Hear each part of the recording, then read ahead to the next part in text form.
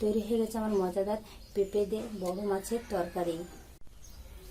পেঁপে একটা মজাদার তরকারি, পাকলে এটা ফল হিসেবে খাওয়া হয়, আর কাঁচা এটা সবজি হিসেবে খাওয়া হয়। আর এই তরকারিটা হালকা পাতলা মশলা দিয়ে রান্না করলে আরও দারুণ হয়। চলুন দেখা যাক আমি কিভাবে এটা রান্না করেছি। এটা আমরা কথা না বাড়িয়ে রান্নায় চলে যাই।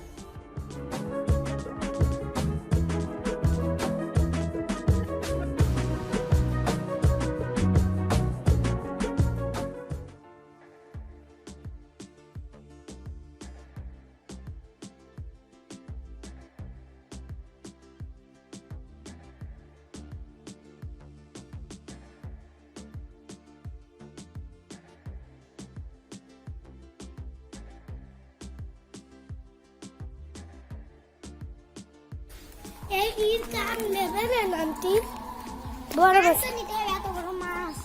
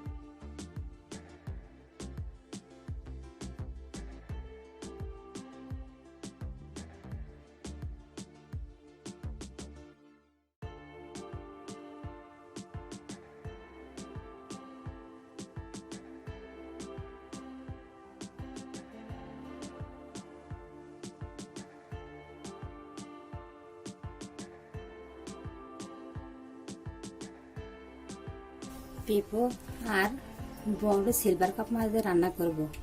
তার জন্য আমি এরকম সাইজের একটা পেঁপে নিয়ে নিয়েছি। এখন পেঁপেটা ভালোভাবে কেটে নেব। প্রথমে আমি মুখটা কেটে নিলাম। মুখটা কেটে একটু এমন করে নেবেন, তাহলে ওর ভিতরে যে তিতে ভাবটা থাকবে সেটা কিন্তু চলে যাবে।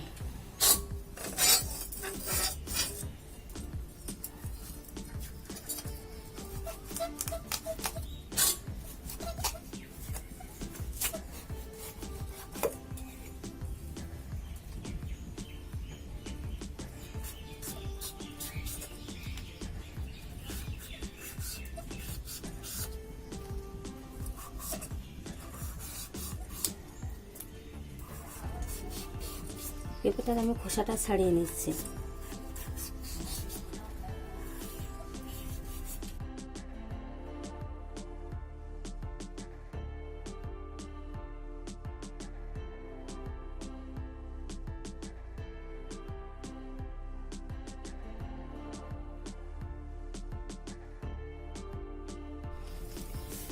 এখন পেঁপেটা আমি পিস পিস করে কেটে নেব। খেয়াল রাখবেন পেঁপের নিচে যেন কোনো নীল অংশ না থাকে। নীল অংশ থাকলে কিন্তু খেতে ভালো লাগবে না।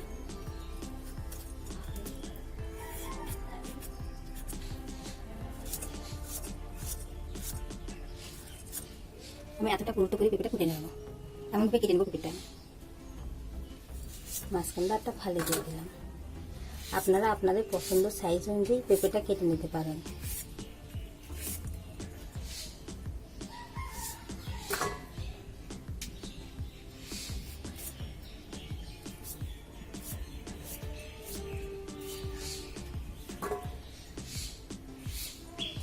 এর চেয়ে বেশি পুরোটাও রাখতে পারেন, আবার এর চেয়ে পাতলাও করতে পারেন। আপনারা আপনাদের পছন্দ মতো এটা কেটে নেবেন। পেঁপে বেশি পুরো রাখলে কিন্তু রান্না করলে অতটা বেশি ভালো লাগে না, এমন সাইজটা রাখার আপনারা চেষ্টা করবেন। এবার আমি পেঁপেটা কেটে নিলাম। এই পেঁপেটা রান্না করার জন্য লাগবে আমার আলু। এখানে আমি এমন মিডিয়াম সাইজের একটা আলু নিয়ে এসেছি। আপনারা আপনাদের পছন্দ অনুযায়ী আলু ব্যবহার করতে পারেন।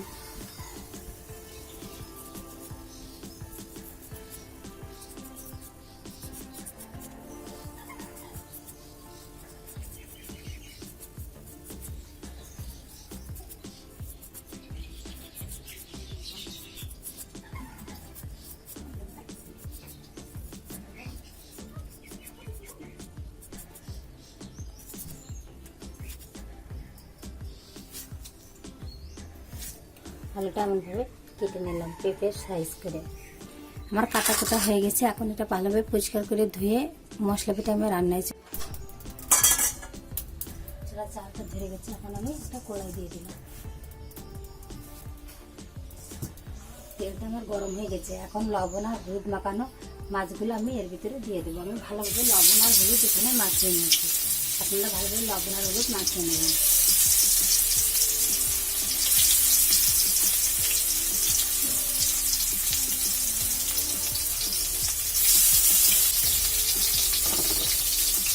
মাছটা ভাজি করতে করতে আমি এটাকে মশলাটা দিয়ে নেব। মাছের এক পিঠ হয়ে গেছে, আমি এখন নিচে দেবো।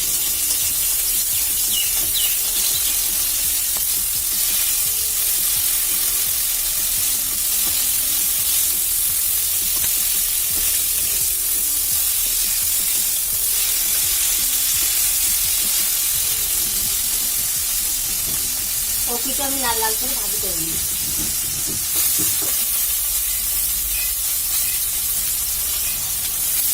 মাছটা আমি এপিট এপিট করে ভালো করে লাল করে ভাজি করে নিই।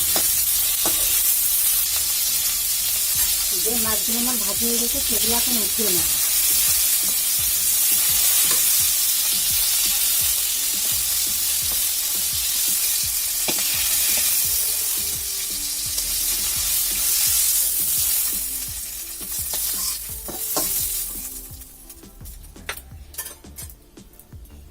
এখন একটা আলু এর ভিতরে দিয়ে দিলাম।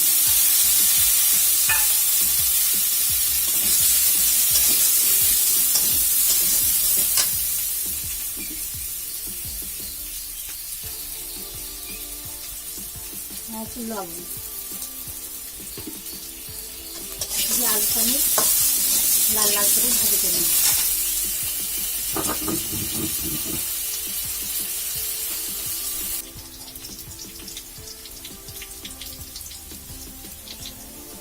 চার পাঁচটা কাঁচা ঝাল আমি এখানে পাটায় বেটে নিয়েছি, সেটা আমি দিয়ে দিলাম। ঝালটা আপনারা আপনাদের স্বাদ অনুযায়ী দেবেন, যে যতটা ঝাল খেতে পছন্দ করেন। ঝালটা দেখে নাড়াচাড়া করে নিলাম।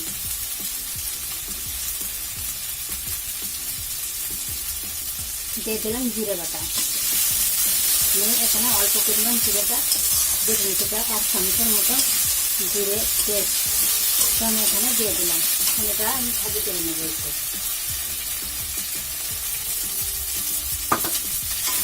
এটা দেখি নাড়াচাড়া করে নিলাম।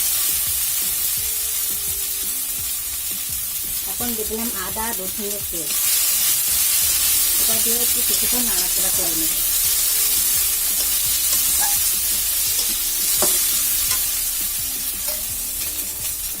এখন দিয়ে দিলাম পেঁয়াজ বাটা। সবগুলো উপকরণ দিয়ে ভালোভাবে এটা আমি কষিয়ে নেব।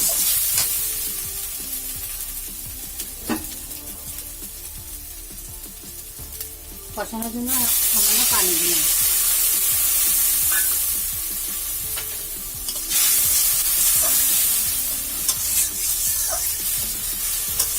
এখন এর ভিতরে গুঁড়া মশলাগুলো আমি অ্যাড করব।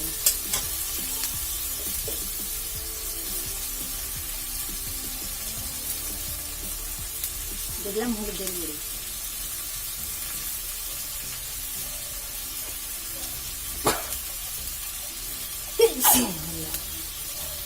আর হলুদের গুঁড়ি দিয়ে দিলাম।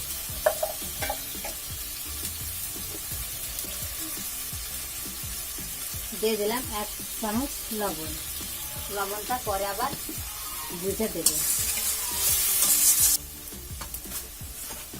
মশলাটা যত ভালো কষানো হবে তরকারিটা খেতে ততটা মজা লাগবে। তা মশলাটা আপনারা ভালোভাবে কষিয়ে নেবেন।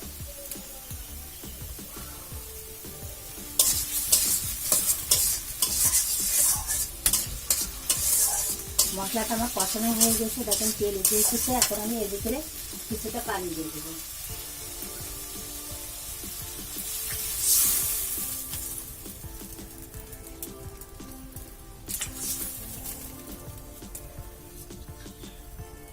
এর ভিতরে আমি কিছুটা পানি দিয়ে দিলাম। পানিটা ফুটে যাতে কিন্তু অপেক্ষা করবো।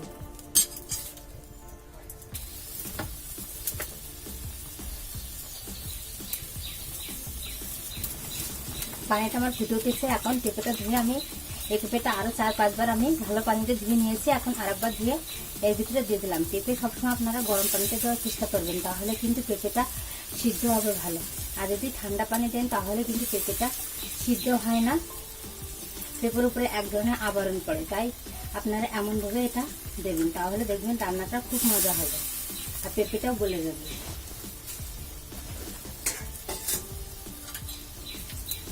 টমেটোতে নাড়াচাড়া করে দিলাম।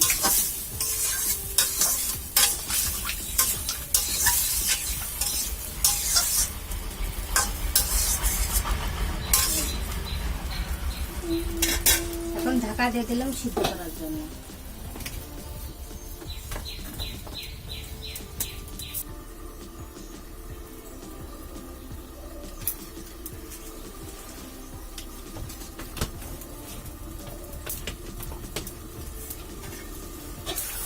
ঢাকাটা উঠিয়ে নাড়াচাড়া করে দিলাম।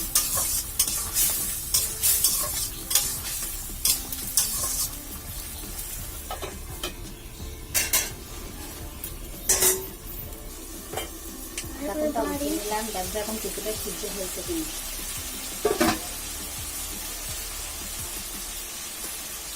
পেঁপেটা আমার সিদ্ধ হয়ে গেছে। এখন যতটা পানি আছে ওটা আমি কষিয়ে কমিয়ে নেব। ভালোভাবে তরকারিটা কষাবেন, তাহলে অনেকটা বেশি খেতে স্বাদ হবে। আমি এটা ভালোভাবে কষিয়ে নিচ্ছি।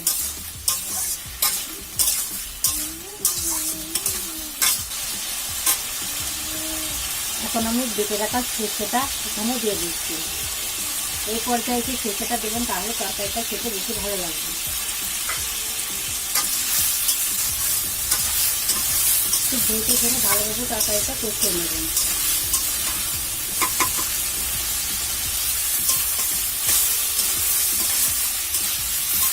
তরকারিটা আমার কষানো হয়ে গেছে। এখন আমি পানি দিয়ে দিলাম, যেটা আমার মশলা ধোয়া পানি আমি এখানে দিয়ে দিলাম।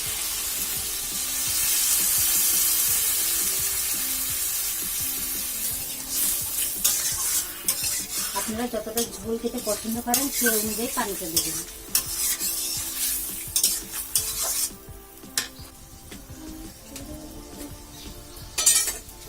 এখন ঢাকা দিয়ে দিলাম সম্পূর্ণটা সিদ্ধ হওয়ার জন্য। ঢাকনটা উঠিয়ে নেব, নাড়াচাড়া করে দেবো। পেঁপেটা আমার ভালো মতন সিদ্ধ হয়ে গেছে।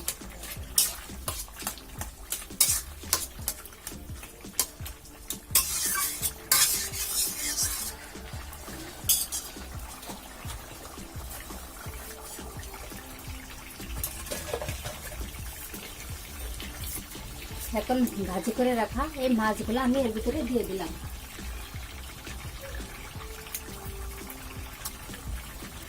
মাছগুলো দিয়ে আলতোভাবে এটা নাড়াচাড়া করে দিলাম। মাছগুলো দিয়ে আমি তরকারিটা একটু ঢাকা দিয়ে দিলাম। ঢাকাটা উঠিয়ে নিলাম।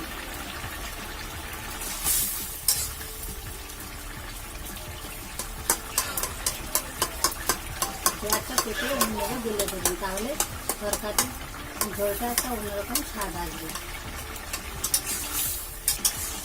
তরকারিটা এখন হয়ে গেছে আমার। এখন এটা আমি নামিয়ে নেব। পেঁপে আলু সব কিছুই কিন্তু আমার ভালো মতন সিদ্ধ হয়ে গেছে। এরকম পেঁপেটাও দেখুন কতটা সুন্দর সিদ্ধ হয়েছে। এখন আমি এটা নামিয়ে নেব, তরকারিটা আমি নামিয়ে নিলাম। তরকারিটা দেখেন কতটা সুন্দর হয়েছে রান্না, আর কত সুন্দর পারফেক্ট একটা কালার এসেছে, খেতেও কিন্তু এমন স্বাদ হয়েছে। এখন এটা আমি পরিবেশন করে দেখাচ্ছি। আলু আর পেঁপে এটার জন্য একটা অন্যরকম একটা তরকারি, আর তার সাথে যদি বড় মাছ থাকে তাহলে কিন্তু খেতে আরও বেশি দারুণ লাগে। আর এই তরকারিটা রান্না করা একেবারে সহজ, সামান্য উপকরণ দিয়ে আপনারা অল্প সময়ের ভিতরে এটা রান্না করে নিতে পারবেন। আমার এই রান্নাটা যদি আপনাদের ভালো লেগে থাকে তাহলে আমার ভিডিওটিতে একটি লাইক করবেন, আর ভিডিওটি বেশি বেশি করে শেয়ার করবেন যাতে অন্যরা দেখার সুযোগ পায়। আর রান্নাটা কেমন হয়েছে সেটা জানিয়ে কিন্তু কমেন্টস করতে ভুলবেন না আপনারা। যারা ইতিমধ্যে আমার চ্যানেলটি সাবস্ক্রাইব করেছেন তাদের জন্য রয়েছে আমার পক্ষ থেকে অসংখ্য ধন্যবাদ। আর যারা এখনও পর্যন্ত আমার চ্যানেলটি সাবস্ক্রাইব করেননি তাদের কাছে একটা অনুরোধ রইল, অবশ্যই আমার চ্যানেলটি সাবস্ক্রাইব করবেন।